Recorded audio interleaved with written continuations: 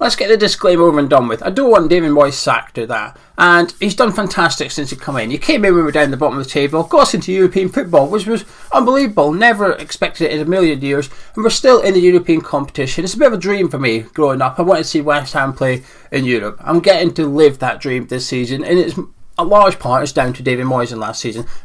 He's done really, really well. Okay, so now I've got that disclaimer over and done with.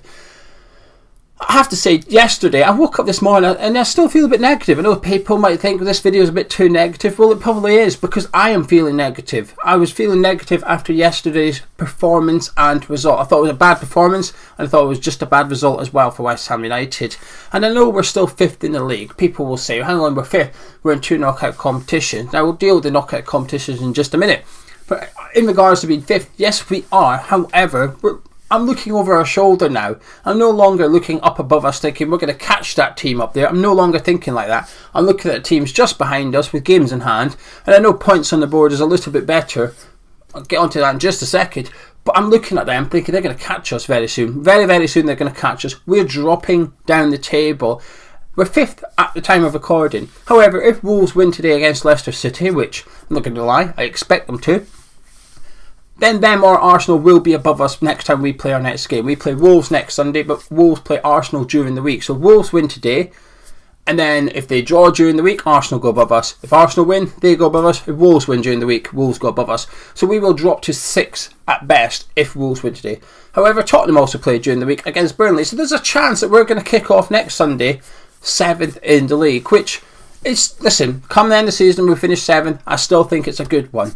But my point is, we are dropping down the table at the minute, and I've got no confidence that we are going to rectify this anytime soon, that it's going to stop. And a large part of that has to go down to David Moyes. Listen, we'll praise him when he does right. I've done various videos on the channel saying I was wrong not to want David Moyes to return to the club. I've done that. I've ate my humble pie. But now this is where praise is due, criticism where criticism due. And I think a large part of this, I was going to say bad form. It's not bad form. We're not losing games, but we are dropping points. Bad performances. These bad performances and disappointing results, if you like, a large part of it is down to David Moyes. Now I'm going to start by the row with Said Benrahma, because I think this is crucial and a reflection to some extent. And I think it's almost like a symbol of what I think David Moyes has done wrong recently, if you want. So when Moyes subbed Benrahma yesterday, first of all, Moyes probably riled Benrahma up a little bit. Benrahma was walking off the pitch, and David Moyes is then telling him to get off the pitch a little bit quicker. Got no issues with that. I think Moyes is quite right. Get your arse off. We want to win this game. Get off the pitch. But then obviously we saw Said Benrahma turn around and say something to the manager. Didn't look great. It looks like he said something like every time, implying I'm always the one that gets subbed. He's not wrong. Most sub player in the Premier League this season. 18 times Said Benrahma has been substituted this season by West Ham United. And I think if it was a one-off, right, yesterday's performance by Ben, pardon me, got a bit of the cold coming down, haven't I? Anyway, yesterday's performance by Said Benrahma, it wasn't the best, was it? Did he deserve to stay on the pitch? I can understand why people will say no, and I can understand why people say yes. I'd have left him on because we needed a goal.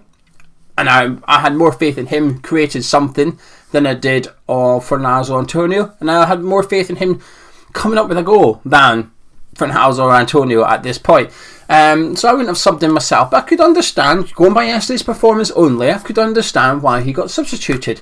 And if it was a one-off incident, I would say Said Benrahma doesn't really have a point to make. But I think he does have a point, because he gets subbed every single week seemingly. There's even some games he's playing decent. If you didn't think he was playing well yesterday, fine. But I'm sure you can think of a game this season where you thought Benrahma's been playing well, but he still gets hooked. The substitution, the first substitution, and I know we did the right back one at half time, but in terms of the attacking side of the game, the first substitution is inevitable. It's a bit like Jared Bowen last season. Last season, Jared Bowen would always get subbed. On the hour mark, off goes Jared Bowen. Regardless of how he's playing or how anyone else is playing, Jared Bowen would always get subbed by David Moyes. He was the most substituted player in the Premier League last season. So is he treating Said Benrahma the way he treated Jared Bowen last season? I'm not convinced. I don't know why he does it. David Moyes, I guess he's just not happy with Benrahma's performances. Like I said, I kind of get it. But Benrahma's point probably wasn't necessarily you sub me all the time. I think it was more along the lines of, Why is other players staying on the pitch when they are worse than I am? And I think that's the point. I think that's why I actually sort of side with Benrahma a little bit. I never like to see public arguments between managers and players. I don't like it. I didn't like it when Chicharito did it at West Ham. He used to get subbed off and he'd walk off the pitch doing this lip thing. Do you know when he did his... He used to do that all the time. I hated it.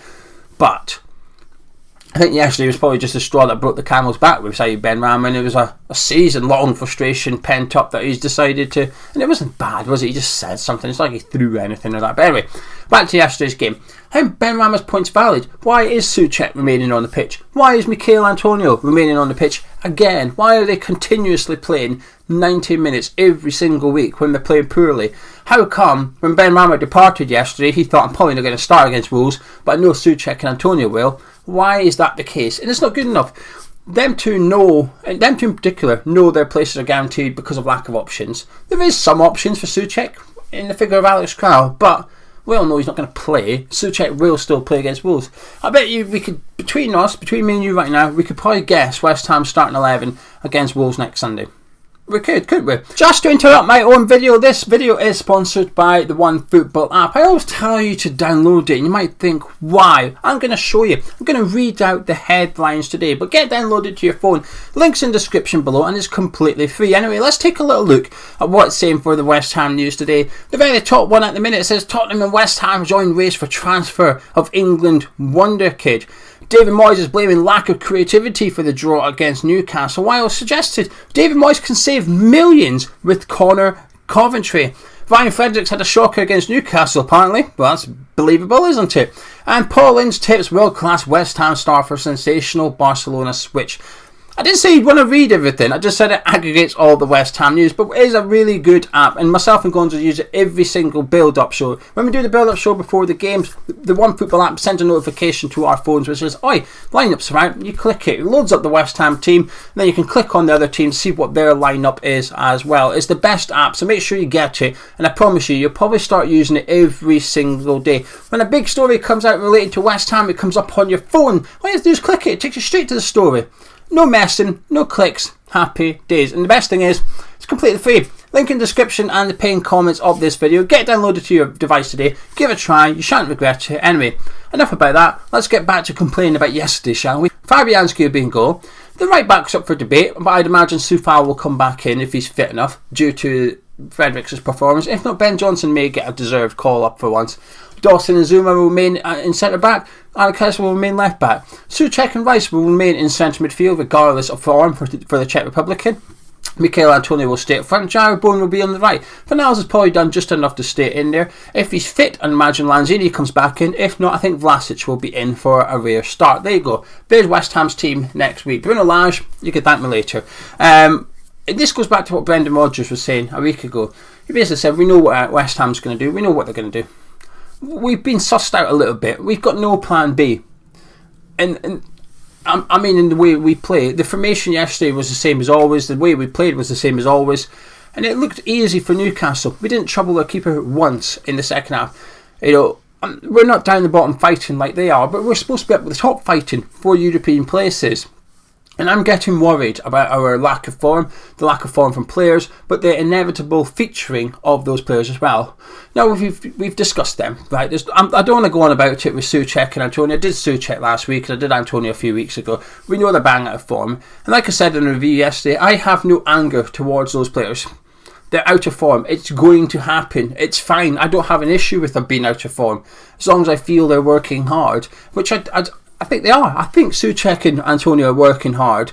Antonio in the first half of yesterday, I thought looked okay. He wasn't good. He was alright. He was causing them bother. Second half just disappeared completely. And when he did get the ball on the rare occasion, he wasted it. Right? He didn't play well. But he worked hard. The problem isn't that they're out of form. No issues with that. The problem is we can't or won't change them. Whether that's from starting 11 or getting them off the pitch after an hour mark or something. We won't change the team. That is the problem. And that comes down to the manager. He's the one that's not changing them. There's absolutely no reason why Thomas Souček should have started yesterday. None. Going by form, he should never have been in that starting team. Yes, Declan Rice did not have a good game. 3 games now, Declan Rice hasn't played well as far as I'm concerned. However, He's been doing the job of two people for months previous. He's having to cover for Souček to some extent. He was always going to start suffering for it. And I think Souček gets off with it a little bit if Declan Rice is 9 out of 10. Declan Rice is man of the match. It's fine. You can put up with Souček's poor performances. But when Declan Rice plays poorly, like he has 3 times this season, as far as I'm concerned, I can't remember him having a bad game up until this run of fixtures, then you need Souček to step up. But he's not doing that at all. He's getting worse. Now we've got Alex Crowell on the bench. Where is he? Where is he? If he's that crap, why is he still at the club? If he's that crap, why is he on the bench? What's the point of having players on the bench that has got no chance of getting onto the pitch? None. Why? I just don't get it. Yesterday, with 20 minutes to go, we could have put Crowell on for Souček. Give him a chance. Have a look at him. And if you're not going to do that, why is he there?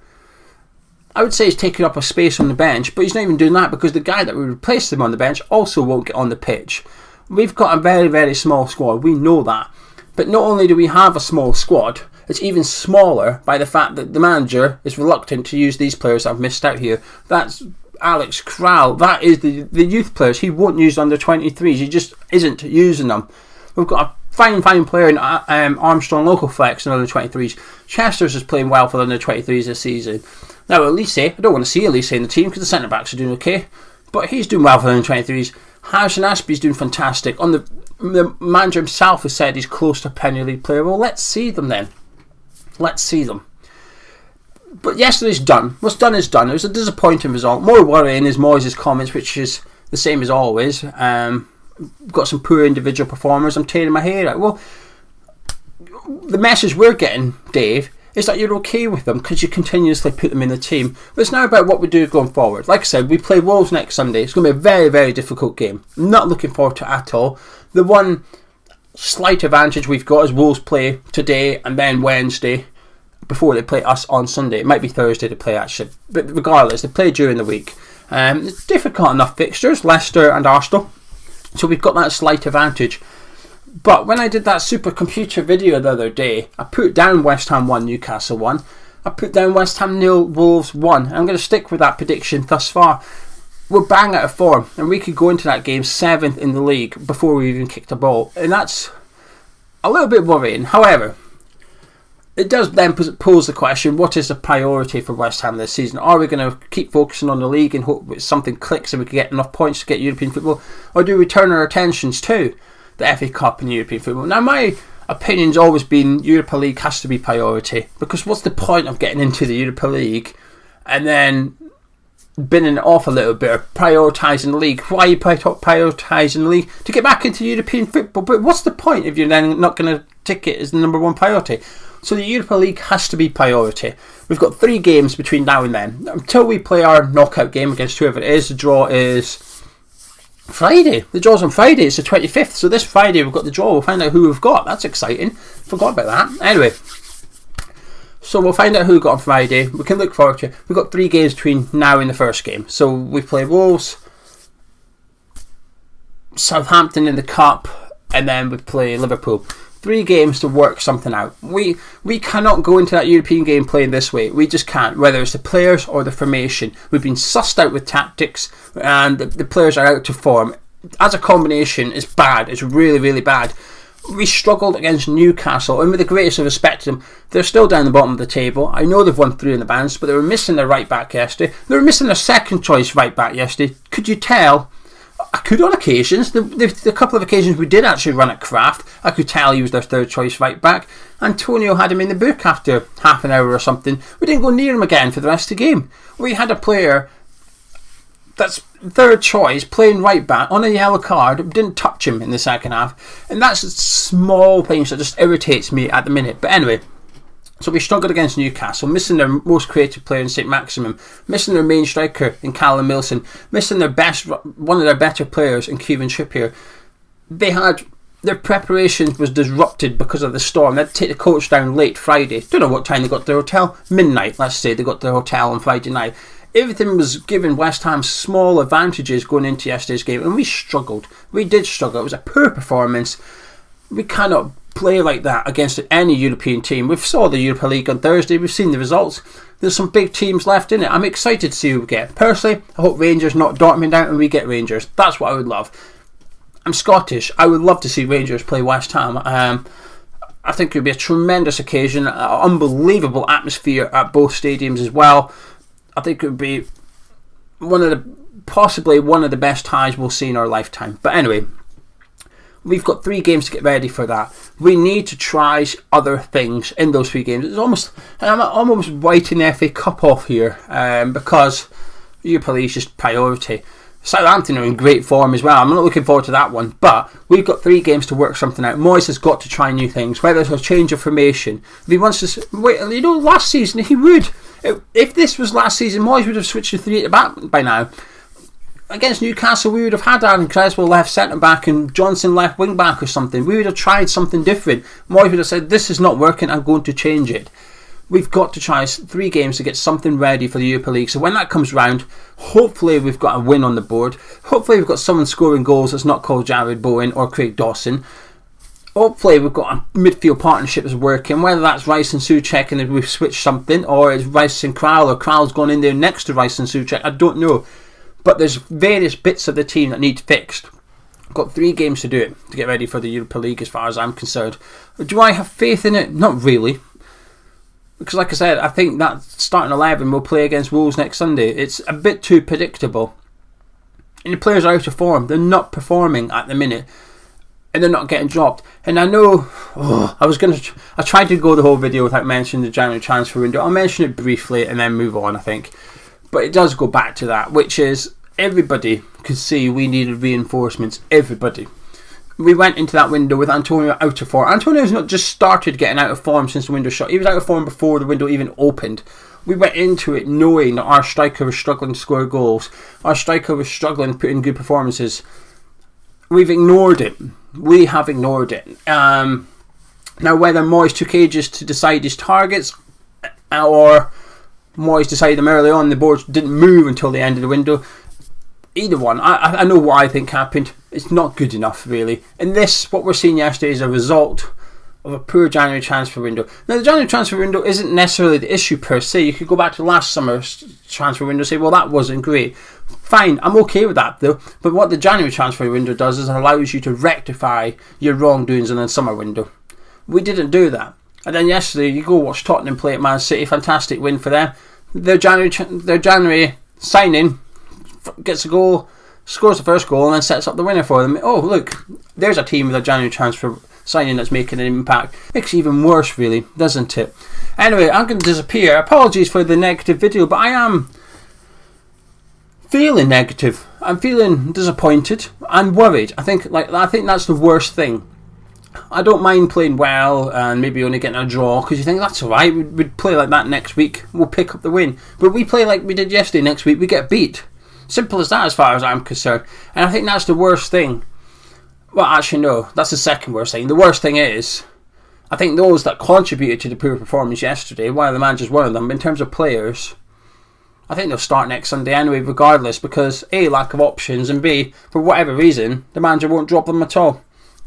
It's not good, is it? Anyway, I'm going to disappear. Hopefully Leicester City do us a favour today. If you've enjoyed this video somehow, drop a like on it, subscribe to the channel, and I'll catch you tomorrow.